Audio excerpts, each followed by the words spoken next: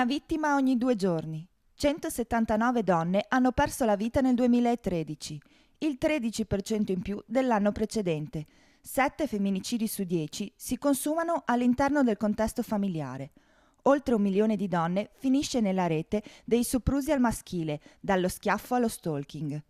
In occasione della Giornata internazionale per l'eliminazione della violenza contro le donne, la Commissione Pari Opportunità di Albignasego, in collaborazione con l'associazione Oltre lo Sport, ha organizzato un incontro presso la Casa delle Associazioni, dal titolo No alla violenza sulle donne, dalla violenza manifesta a quella occulta. L'organizzazione di questa serata è nata nell'intento di dare particolare rilievo alla giornata appunto del 25 novembre, quindi la giornata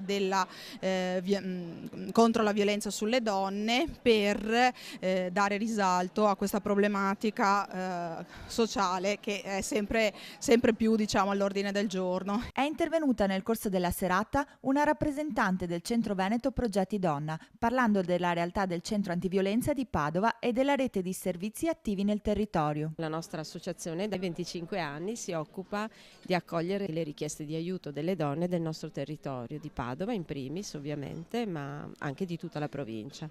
Le violenze sono soprattutto in famiglia, soprattutto nelle relazioni intime, cioè diciamo che l'aggressore è sempre conosciuto alla vittima. Noi abbiamo donne che si rivolgono a noi soprattutto per problemi di violenza fisica ma anche psicologica.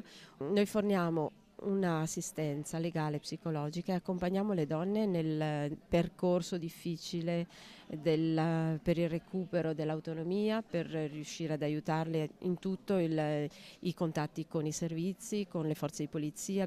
Siamo proprio al centro della rete.